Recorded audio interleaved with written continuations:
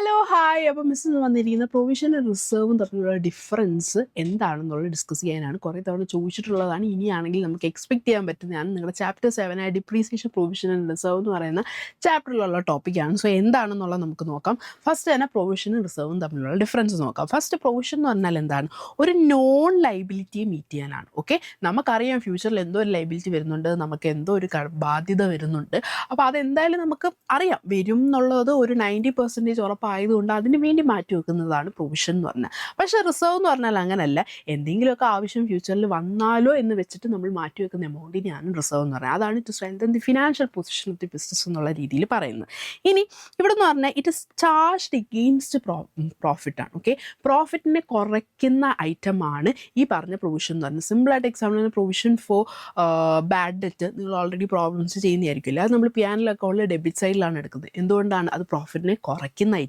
പക്ഷേ റിസർവ് എന്ന് പറഞ്ഞാൽ അപ്രോപ്രിയേഷൻ ഓഫ് പ്രോഫിറ്റാണ്. എന്ന് പറഞ്ഞാൽ പ്രോഫിറ്റ് വന്നു കഴിഞ്ഞാൽ ഉടനെ തന്നെ നമ്മളൊരു എമൗണ്ട് കുറച്ചങ്ങ് മാറ്റി വെക്കുന്നേ ഉള്ളൂ. സോ അത് പ്രോഫിറ്റിനെ കുറയ്ക്കുന്ന പറയാൻ പറ്റില്ല. നമുക്ക് പ്രോഫിറ്റ് കിട്ടുമ്പോൾ അതിൽ നിന്ന് നമ്മൾ കുറച്ച് എമൗണ്ട് മാറ്റി വെക്കുന്നു എന്നുള്ള അർത്ഥമേ വരുന്നുള്ളൂ. ആൻഡ് ഒബ്ജക്റ്റീവ് പ്രൊവിഷൻ്റെ ഒബ്ജക്റ്റീവ് എന്ന് പറഞ്ഞാൽ എന്താണ്? To provide for non liability ആണ്. But it cannot be calculated accurately. Provision for doubtful debts, കിട്ടാക്കടം എന്നുള്ളത് വേണ്ടി നമ്മൾ മാറ്റി വെക്കുന്ന പ്രൊവിഷൻ എന്ന് പറഞ്ഞാൽ നമുക്ക് കറക്റ്റായിട്ട് പറയാൻ പറ്റില്ല എത്ര ആണ് നമുക്ക് കിട്ടാക്കടം എന്നുള്ളത്.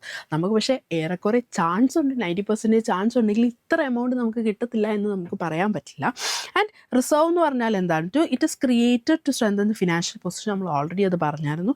And to meet unforeseen liability. Okay, provision എന്ന് പറഞ്ഞാൽ നോൺ ലൈബിലിറ്റി ആണെന്നുണ്ടെങ്കിൽ റിസർവ് എന്ന് പറഞ്ഞാൽ അൺഫോർസീൻ ലൈബിലിറ്റിയാണ്. പെട്ടെന്ന് എന്തെങ്കിലും ഒരു വരുവാണ്.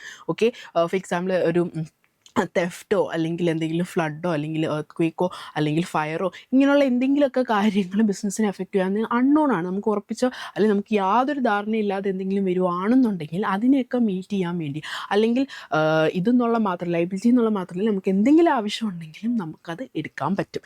അടുത്ത് നോക്കാം എഫക്റ്റ് ഓൺ പ്രോഫിറ്റ്. നമ്മൾ നേരത്തെ പറഞ്ഞ പോലെ പ്രോഫിറ്റിനെ കുറയ്ക്കുന്ന ഐറ്റമാണ് പ്രൊവിഷൻ എന്ന് പറഞ്ഞാൽ. അത് നമ്മൾ ഡെബിറ്റ് ചെയ്യും പിയാനൽ അക്കൗണ്ടിൽ. റിസർവ് എന്ന് പറഞ്ഞാൽ reduce divisible profit. Divisible profit എന്ന് പറഞ്ഞാൽ എന്താണ്? നമ്മൾ പ്രോഫിറ്റിൽ നിന്നാണ് ഷെയർ ഹോൾഡേഴ്സിന് ഡിവിഡൻഡ് കൊടുക്കുന്നില്ലേ.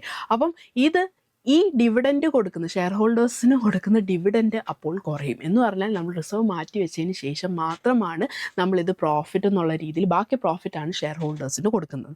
ആൻഡ് അടുത്തത് ക്രിയേഷൻ എന്ന് പറഞ്ഞാൽ it is to be created even there is insufficient profit. Insufficient ആയിട്ടുള്ള പ്രോഫിറ്റ് എന്ന് പറഞ്ഞാൽ പ്രോഫിറ്റ് ഇല്ലെങ്കിൽ പോലും നമ്മൾ അത് മാറ്റി വെക്കണം എന്നുള്ളതാണ് പറയുന്നത്. പക്ഷേ റിസർവ് എന്ന് പറഞ്ഞാൽ അങ്ങനെയല്ല. പ്രോഫിറ്റ് ഉണ്ടെങ്കിൽ മാത്രമേ നമ്മളത് മാറ്റി വെക്കത്തുള്ളൂ. ഇനി മോഡ് ഓഫ് ക്രിയേഷൻ എന്ന് പറഞ്ഞാൽ ഇത് നമുക്ക് ഔട്ട്സൈഡ് ദി ബിസിനസ് എന്ന് പറഞ്ഞാൽ പ്രൊവിഷൻ ഫോർ ഡൗട്ട്ഫുൾ ഡെറ്റ്സ് എന്ന് പറഞ്ഞു കഴിഞ്ഞാൽ ആ ഒരു കിട്ടാക്കടത്തിന് വേണ്ടി മാത്രമേ നമുക്കത് യൂസ് ചെയ്യാൻ പറ്റത്തുള്ളൂ. അല്ല വേറൊരു കാര്യങ്ങളെന്നും പറഞ്ഞ് നമുക്കത് യൂസ് ചെയ്യാൻ പറ്റില്ല.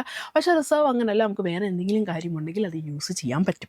ഓക്കെ, സോ ഇത്രയാണ് പ്രൊവിഷൻ റിസർവ് എന്ന് പറഞ്ഞാൽ. പ്രൊവിഷൻ നമുക്ക് എക്സാമ്പിളായിട്ട് എഴുതാൻ പറ്റുന്നത് provision for doubtful debts, provision for depreciation, provision for discount on debtors, അങ്ങനെയൊക്കെ പറഞ്ഞ് കുറേ സംഭവങ്ങളുണ്ട്. അതൊക്കെ പ്രൊവിഷന് വേണ്ടിയുള്ള കാര്യങ്ങളാണ്. സോ ഇതൊക്കെ എക്സാമ്പിൾ എന്നുള്ള രീതിയിൽ എഴുതാം. ഇനി റിസർവ് എന്ന് പറയുമ്പോൾ കുറച്ചുകൂടെ ഒരു ക്ലാസിഫിക്കേഷൻസ് വരുന്നുണ്ട്. റിസർവ് നമുക്ക് രണ്ടായിട്ട് തിരിക്കാം, റവന്യൂ റിസർവും ക്യാപിറ്റൽ റിസർവ്. അപ്പോൾ റവന്യൂ റിസർവ് എന്ന് പറഞ്ഞാൽ എന്താണ്? It is created out of revenue profit. Okay, revenue profit എന്ന് പറഞ്ഞാൽ എന്താണ്? നമ്മുടെ നോർമൽ ആക്ടിവിറ്റീസിലൂടെ നമ്മൾ ഏൺ ചെയ്യുന്ന റവന്യൂ. ഇപ്പോൾ ബൈയിങ് ആൻഡ് സെല്ലിംഗ് ആണ് നമ്മുടെ നോർമൽ ആക്ടിവിറ്റി. അപ്പോൾ അതിൽ നിന്ന് വരുന്ന റവന്യൂവിൽ നിന്ന് നമ്മൾ മാറ്റി വെക്കുന്നതാണ് റവന്യൂ റിസർവ് എന്ന് പറഞ്ഞാൽ. ക്യാപിറ്റൽ റിസർവ് എന്ന് പറഞ്ഞാൽ it is created out of capital profit. സിമ്പിളായിട്ട് പറഞ്ഞു കഴിഞ്ഞാൽ എന്താണ്? അങ്ങനെ നമ്മുടെ മെയിൻ നോർമൽ ആക്ടിവിറ്റിയിലൂടെ നമുക്ക് കിട്ടുന്ന ഒന്നല്ല ക്യാപിറ്റൽ റിസർവ് എന്ന് പറഞ്ഞാൽ. നമുക്ക് ക്യാപിറ്റൽ പ്രോഫിറ്റിൽ നിന്ന് മാറ്റി വെക്കുന്നതാണ്. സിമ്പിളായിട്ടുള്ള എക്സാമ്പിൾ പറയുകയാണെന്നുണ്ടെങ്കിൽ നമ്മളിപ്പോൾ നമുക്കൊരു അസറ്റ് ഉണ്ട്, കുറേ നാളായിട്ട് നമ്മൾ യൂസ് ചെയ്യുന്ന അസറ്റാണ്. നമ്മളത് വിൽക്കാൻ തീരുമാനിച്ചു. നമ്മളത് വിൽക്കുമ്പോൾ എന്താണ് അവിടെ സംഭവിക്കുന്നത്? നമുക്ക് അതിൽ നിന്ന് പ്രോഫിറ്റാണ് കിട്ടുന്നുണ്ടെങ്കിൽ ആ പ്രോഫിറ്റിന് ക്യാപിറ്റൽ റിസർവ് എന്ന് പറഞ്ഞാൽ. അത് നമ്മൾ നോർമൽ ആക്ടിവിറ്റിയിലൂടെ നമുക്ക് കിട്ടുന്നതല്ല. എല്ലാ വർഷവും നമ്മൾ മെഷീനറി വിൽക്കൂ ഇല്ല. ഒരു 5-6 വർഷം കഴിഞ്ഞപ്പോൾ നമുക്ക് വിൽക്കാൻ തോന്നി, അത് വിറ്റു, അതിൽ നിന്ന് നമുക്ക് പ്രോഫിറ്റ് കിട്ടുകയാണെന്നുണ്ടെങ്കിൽ അതിന് എന്താണ്? ക്യാപിറ്റൽ റിസർവ് എന്നാണ് പറയുന്നത്. അത് നോർമൽ ആക്ടിവിറ്റിയിലൂടെ നമുക്ക് കിട്ടുന്നതല്ല. പക്ഷേ റവന്യൂ റിസർവ് എന്ന് പറഞ്ഞാൽ നോർമൽ ആക്ടിവിറ്റി എന്ന് പറഞ്ഞാൽ നമ്മുടെ ബൈയിങ് ആൻഡ് സെല്ലിംഗ് അങ്ങനെയുള്ള നോർമലായിട്ടുള്ള ആക്ടിവിറ്റീസിലൂടെ നമുക്ക് കിട്ടുന്നതാണ് റവന്യൂ റിസർവ് എന്ന് പറഞ്ഞാൽ. ഓക്കെ, ആൻഡ് ഈ ഒരു റിസർവ് നമുക്ക് ഡിവിഡൻഡ് എന്നുള്ള രീതിയിൽ യൂസ് ചെയ്യാൻ പറ്റും, പക്ഷേ ക്യാപിറ്റൽ റിസർവ് നമുക്ക് യൂസ് ചെയ്യാൻ പറ്റില്ല. ആൻഡ് ഇതെന്തിനാണ് ക്രിയേറ്റ് ചെയ്യുന്നതെന്ന് വെച്ചാൽ for strengthening the financial position of the business. നമ്മൾ പറഞ്ഞ പോലെ റവന്യൂവിൻ്റെ ഇത് പറഞ്ഞ പോലെ തന്നെ ഫിനാൻഷ്യൽ പൊസിഷൻ സ്ട്രെങ്തൻ ചെയ്യാൻ വേണ്ടിയാണ് നമ്മളിത് ക്രിയേറ്റ് ചെയ്യുന്നത്. പക്ഷേ ക്യാപിറ്റൽ റിസർവ് എന്ന് പറഞ്ഞാൽ നമ്മുടെ കമ്പനീസ് ആക്ട് പ്രകാരം എൻ്റെ അകത്ത് പറഞ്ഞിട്ടുണ്ട് നമ്മളിങ്ങനെ ക്രിയേറ്റ് ചെയ്ത് വെക്കണം എന്നുള്ളത്. ഓക്കെ, സോ ഇത്രയാണ് ഇത് തമ്മിലുള്ള ഡിഫറൻസ്. ആൻഡ് വീണ്ടും റവന്യൂ റിസർവ് വീണ്ടും ഡിവൈഡ് ചെയ്ത് ചോദിച്ചിട്ടുണ്ട്. ഇത് നിങ്ങൾക്ക് എക്സാമ്പിൾ എഴുതാമെന്നും പറഞ്ഞ് ചോദിച്ചിട്ടുണ്ട്. ഓക്കെ, പ്രീവിയസ് ഇയർ ക്വസ്റ്റ്യൻ എടുത്ത് നോക്കിയാൽ മതി.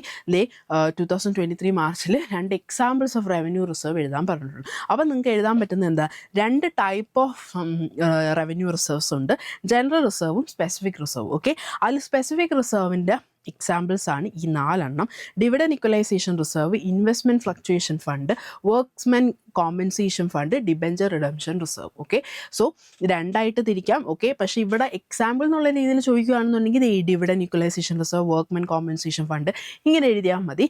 ഇല്ല, നിങ്ങളുടെ അടുത്ത് റവന്യൂ റിസർവിനെ കുറിച്ച് എഴുതാൻ പറയുകയാണെന്നുണ്ടെങ്കിൽ അത് എന്താണെന്നുള്ളതും ഈ ഒരു ക്ലാസിഫിക്കേഷനും എഴുതുക.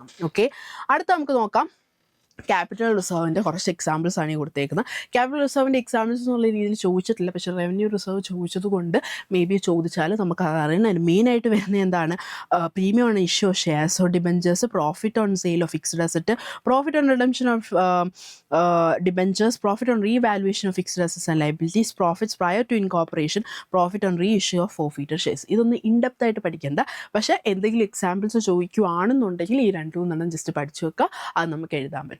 സോ ഇത്രയാണ് പ്രൊവിഷണൽ റിസർവ് എന്ന് പറയുന്നത്. ചെറിയൊരു ടോപ്പിക്കാണ്, പക്ഷേ അതിൽ നിന്ന് കുറച്ചിപ്പോൾ വർഷങ്ങളായിട്ട് അവിടെ നിന്ന് ഇവിടെ നിന്നൊക്കെ ക്വസ്റ്റ്യൻസ് ചോദിക്കുന്നുണ്ട്.